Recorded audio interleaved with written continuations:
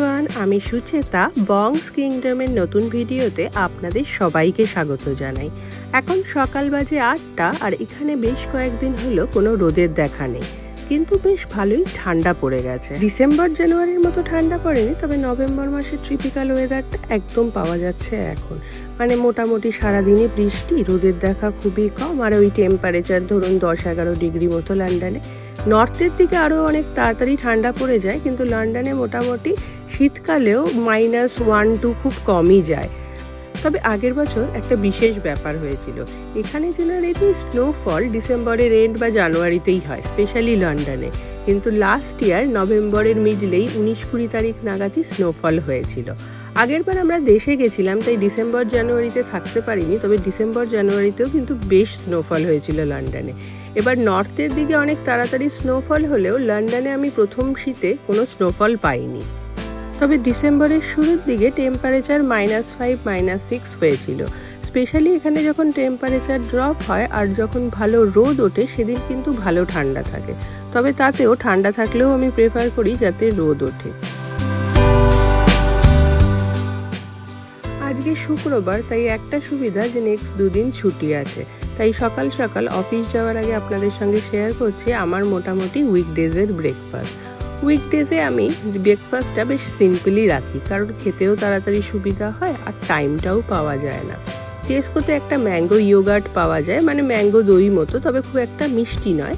সে mango দইটা নিই আর তার সাথে মিশাই চিয়া সিডস। চিয়া সিডসটা আগের দিনই ভিজিয়ে রাখি, মানে ধরুন আজকে এখন করছি, আমি নেক্সট দিনেরটা এখনই ভিজিয়ে রাখবো। অলমোস্ট 24 ঘন্টা ভিজিয়ে থাকে, তাই ওই চিয়া সিডটা মিশাই আর তার সঙ্গে নিই ব্লুবেরি। স্ট্রবেরিও অনেকে নেয়, কিন্তু স্ট্রবেরি জিনিসটা আমার খুব একটা ভালো লাগে না, তাই জন্য আমি জেনারেলি ম্যাঙ্গো দই, চিয়া সিডস আর ব্লুবেরি দিয়েই আমার ব্রেকফাস্টটা সারি। তাড়াতাড়িও হয়ে যায় আর একটা হেলদি অপশানও হয়। মাঝে মাঝে এর সাথে মিশিয়ে নিই ব্যানানাটা দিলে কি হয়, একটু মিষ্টি স্বাদটা থাকে, কারণ আমি যেহেতু আলাদা করে কোনো চিনি দিই না, আর ম্যাঙ্গো ইয়োগার্টটা যেহেতু খুব একটা মিষ্টি নয়, তাই ব্যানানা দিলে টেস্টটা ভালো হয়।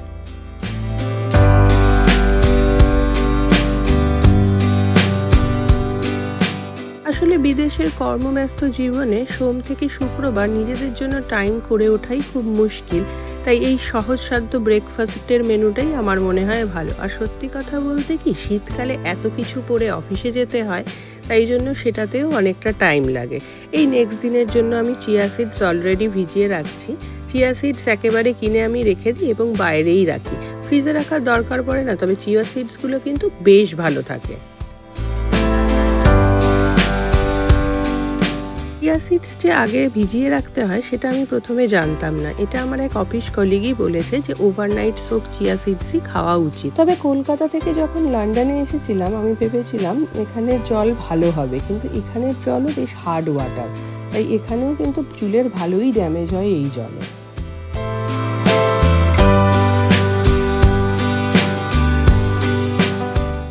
এখন প্রায় 8:20 বাজে আর বেরিয়ে পড়লাম স্কুলের দিকে। ওদের স্কুল শুরু হয় 8:30-তে, তাই আমি ড্রপ করে দিয়ে ডাইরেক্ট অফিসে চলে যাই। আমার অফিসের টাইম হলো 9টা to 6টা, তার মধ্যে 1 ঘন্টা লাঞ্চ ব্রেক থাকে। ইউকেতে অফিসের আওয়ার্সটা কিন্তু খুব ভালোভাবে মেনটেন করা হয়। আমাদের দেশে যেমন অফিসে ঢোকার টাইম ফিক্স থাকে, কিন্তু বেরোনোর টাইম ফিক্স থাকে না, কখনো 8:30-9টাও বেজে যায়। ইভেন আমি যখন ব্যাংকে চাকরি করতাম, তখন ব্যাংকের ইয়ার এন্ডিংয়ের টাইমে 9:30-তেও বেরোতে হতো অনেক দিন। আর যেগুলো মান্থ এন্ড থাকতো, সেগুলোতে কখনো কাজ থাকলো বা কোনো কারণে লিঙ্ক ডাউন থাকলো, তাহলে আরও বেশিক্ষণ স্টে করতে হতো। কিন্তু ইউকের ওয়ার্ক কালচারে সেই ব্যাপারটা নেই। ইউকেতে সবাই খুব ভালো করে টাইম, মানে আওয়ার্সটা মেনটেন করে। অনেক ব্যাংক বা অনেক অফিসে 7 আওয়ার্স পার ডে থাকে বা 7.5 আওয়ার্স পার ডে থাকে, আর কিছু কিছু অফিসে 8 আওয়ার্স থাকে। তবে জেনারেলি 8 আওয়ার্সটাই হচ্ছে ম্যাক্সিমাম টাইম পার ডে। 8 আওয়ার্সের বেশি কোনো এমপ্লয়ার তোমাকে জব করতে বলতে পারে না। তবে সব কিছুর যেমন ব্যতিক্রম আছে, তেমনি এই প্রতিদিনের আওয়ার্সেরও ব্যতিক্রম থাকে কিছু কিছু প্রফেশনে। যেমন ধরুন যারা ডিপার্টমেন্টাল স্টোরে কাজ করে, তাদের অনেক সময় 10.5 ঘন্টা বা 12.5 ঘন্টার শিফট থাকে, তবে সেক্ষেত্রে তাদের দিন কম থাকে। যেমন সমরেশ ডাক্তার, যেহেতু ওরও আওয়ার্সের সবসময় ঠিক থাকে না, কখনো কখনো 9টা to 5টা থাকে, আবার কখনো কখনো লং ডে থাকে যেটা 9 to 9:30 অবধিও থাকে। তবে সেক্ষেত্রে দিন 5 দিন বা 6 দিনের জায়গায় কম থাকে। মানে ওইভাবেই ওরা অ্যাডজাস্ট করে যাতে 40 বা 48 আওয়ার্স পার উইকই হয়। আবার কোনো ক্ষেত্রে কোনো উইকে যদি সমরেশের ডিউটি সেটার বেশি হয়ে যায়, তাহলে তার যে পরের উইক থাকে সেই পরের উইকে ওরা টাইমটা অ্যাডজাস্ট করে কখনো 36 ঘন্টা বা কখনো 40 ঘন্টা সেইভাবে অ্যাডজাস্ট করে। কিন্তু ইউকের ওয়ার্ক কালচারের এটা একটা সবথেকে বড় ভালো ব্যাপার যে এখানে টাইমটা খুব ভালো করে মেনটেন করা হয়। এবার শ্রেয়াঙ্কে ড্রপ করে আমি অফিসে চলে এসেছি। আমি এখানে একটা ব্যাংকেই কাজ করি এবং আমার ইন্ডিয়াতেও ওয়ার্ক এক্সপিরিয়েন্স ব্যাংকেই ছিল। তাই এখানে যখন প্রথমবার আসি তখন ভেবেছিলাম যে এখানের ব্যাংকিংয়ে জব পাবো কি পাবো না, বা এখানের রুলস বা রেগুলেশনস কেমন। তবে আমি মনে করি আপনি যদি সিরিয়াসলি খোঁজেন তাহলে ইউকেতে জব অপরচুনিটি পাওয়া যায়। আসলে লন্ডনে শিফট করার ডিসিশনটা অতটা ইজি ছিল না, যেহেতু আমি ব্যাংকে চাকরি করি এবং ওই ব্যাংক থেকে এখানে আসার কোনো অপরচুনিটি ছিল না। আর ওখানে আমি ব্যাংকে মোটামুটি সেটেলডও ছিলাম, 10 বছরের ওয়ার্ক এক্সপিরিয়েন্স ছিল। তাছাড়া যে ব্যাংকে বেনিফিটসগুলো থাকে যেমন পেনশন, গ্র্যাচুইটি সবই ছিল। তাই যখন প্রথমবার ছেড়ে আসার কথা ভেবেছিলাম, একদম বলবো না যে ভয় লাগেনি।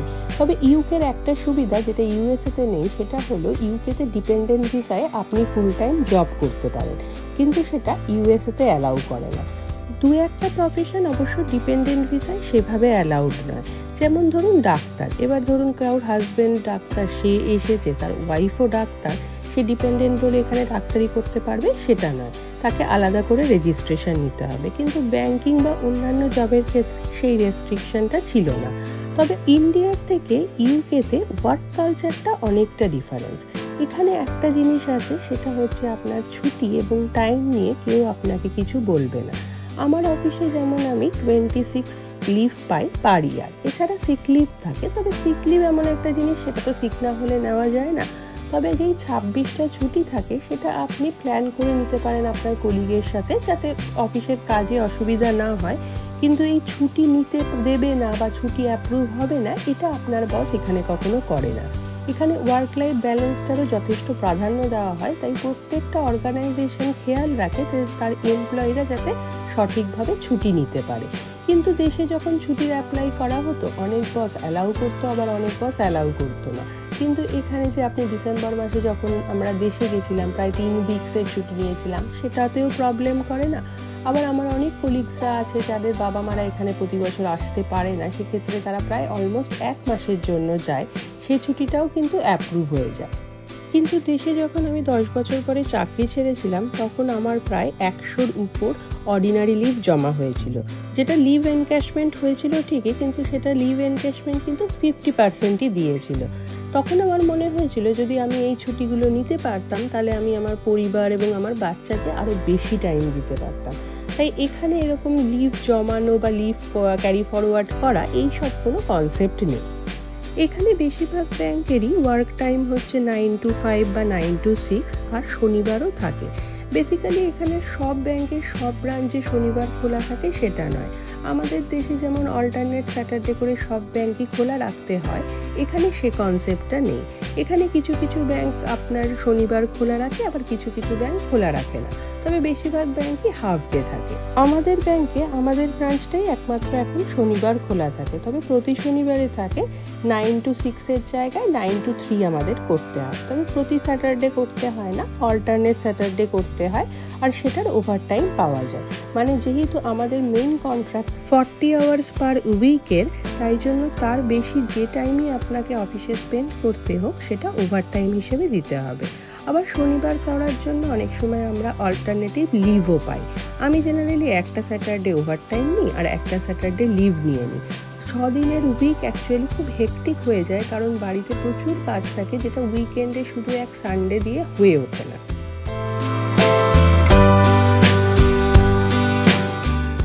এদিকে রাতের বেলায় বড় একটা বিপত্তি, সেটা হলো আমাদের ফ্ল্যাটের ফায়ার অ্যালার্ম বেজে উঠেছে।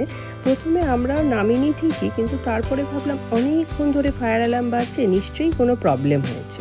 আমাদের অ্যাপার্টমেন্টে প্রায় 180টা ফ্ল্যাটস আছে, এবং সত্যি কথা বলতে কিন্তু ফায়ার অ্যালার্মের সাইন মাঝে মাঝে বেজে ওঠে, কারণ যেহেতু এখানে অনেক ইন্ডিয়ান পরিবার আছে, তারা রুটি বা রান্না বান্না করে, অনেক সময় স্মোক ডিটেক্টর অ্যালার্মটা বেজে ওঠে। কিন্তু আজকের অ্যালার্মটা দেখলাম অনেকক্ষণ ধরে বাজছে, তাই জন্য বাধ্য হয়ে নামতে হলো। কিন্তু ভাবিনি যে এতক্ষণ বাইরে থাকতে হবে, তাই সত্যি কথা বলতে কোনো শীতের জামা কাপড়ও পরে আসিনি। কিন্তু বাইরে ভালোই ঠান্ডা আছে। দেখা যাক কতক্ষণ লাগে। প্রায় 10টা থেকে অ্যালার্ম বাজছে এবং মনে হচ্ছে যা যে 2 ঘন্টা লাগবে। এখন প্রায় 11টা বাজে।